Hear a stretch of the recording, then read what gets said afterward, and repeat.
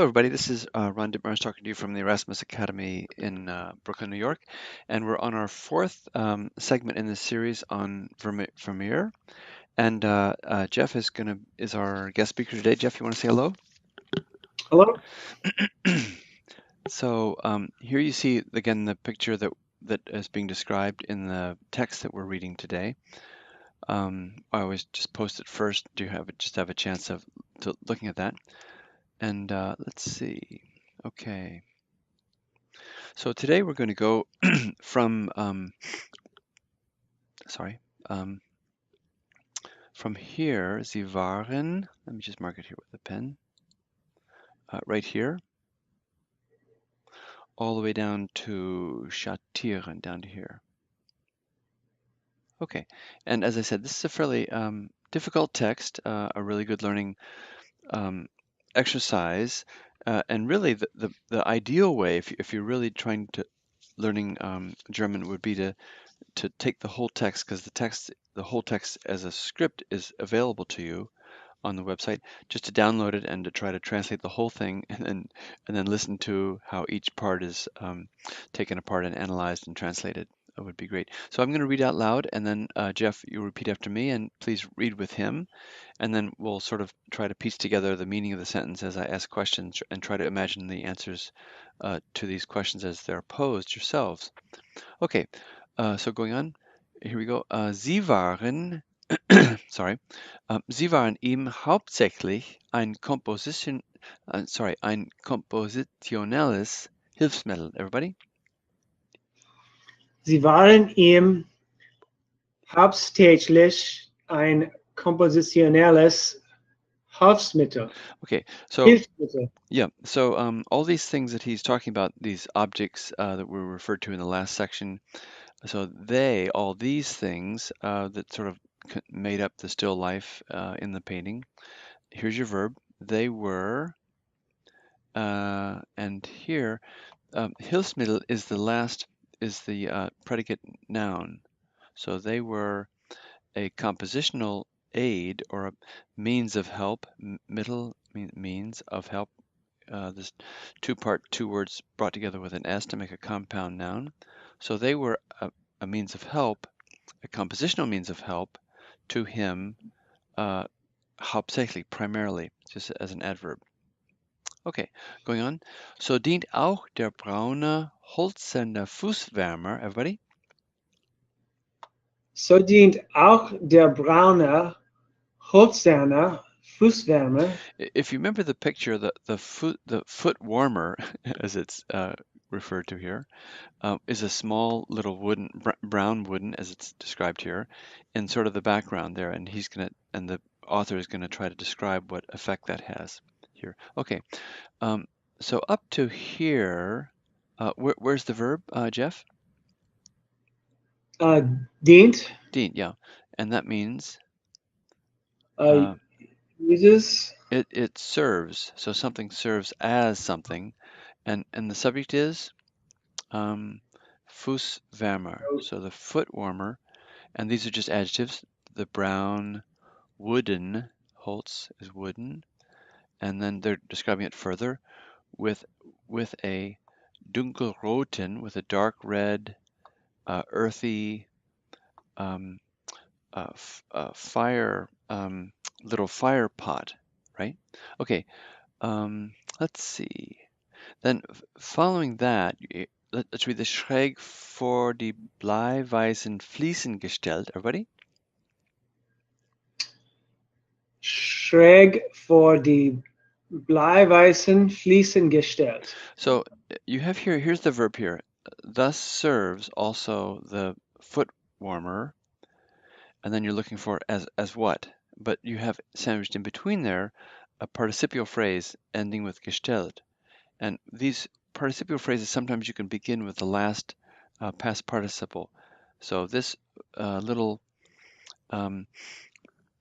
foot warmer with a dark red little fire pot placed. You would go right here. Placed at an angle. Schräg is an adverb. At an angle before or in front of the lead white tiles. Okay.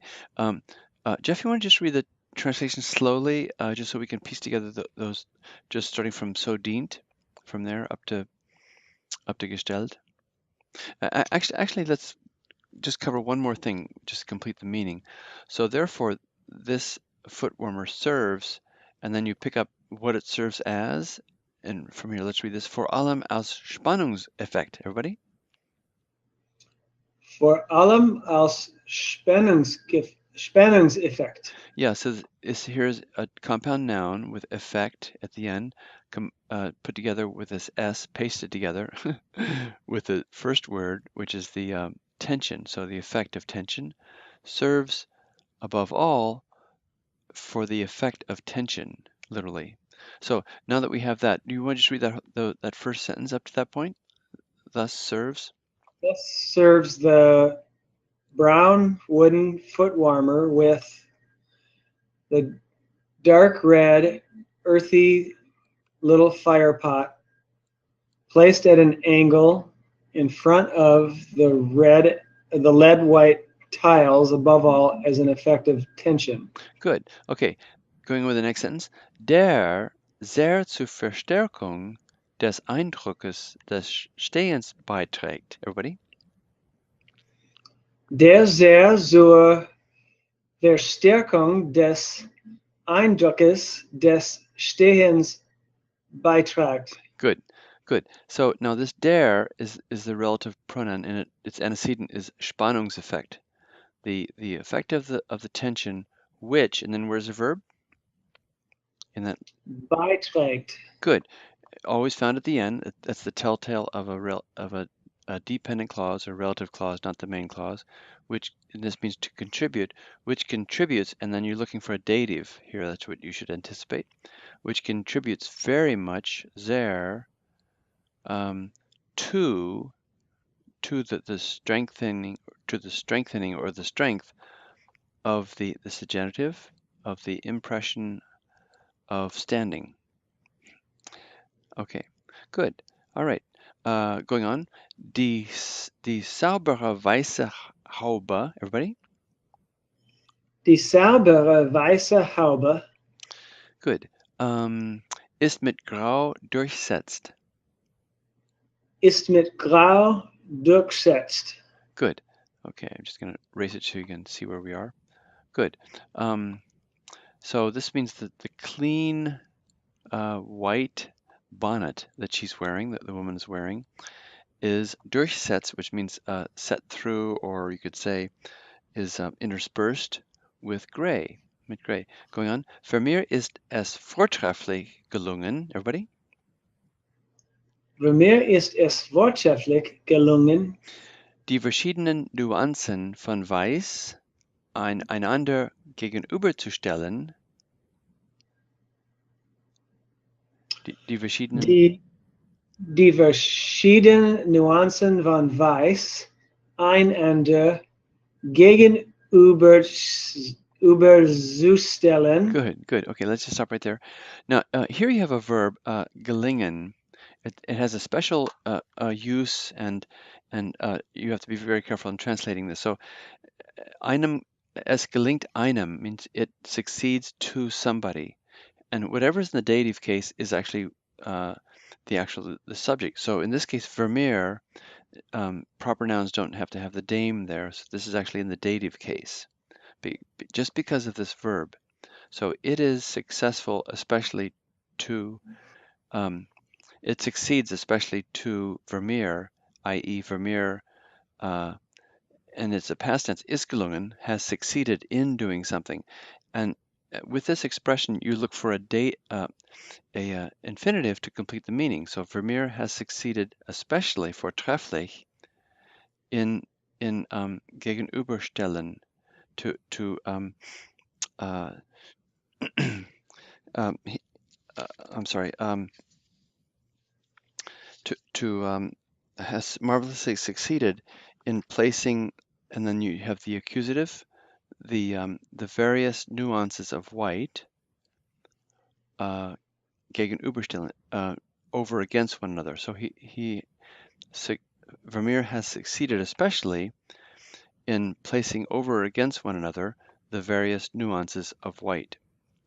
And also he has succeeded especially in schattieren, in shadowing the various ways, in various ways, vielfach, the whitewashed walls. Okay, very complicated, but that's how the when you unpack the grammar, that's how it turns out. So let's see. You want to read from let's see. After Beiträge, start the saubere Weiße from there. So the white. In German? Yeah, just in English, the translation. In English. The clean white bonnet at that point. The clean white bonnet is interspersed with gray. Vermeer has marvelously succeeded in placing the different nuances of white over against one another Mm-hmm. and to shadow in various ways the whitewashed walls. Great job. Okay, that's our the fourth section, and tune in next time for the fifth section. Thanks so much. Take care. Bye bye.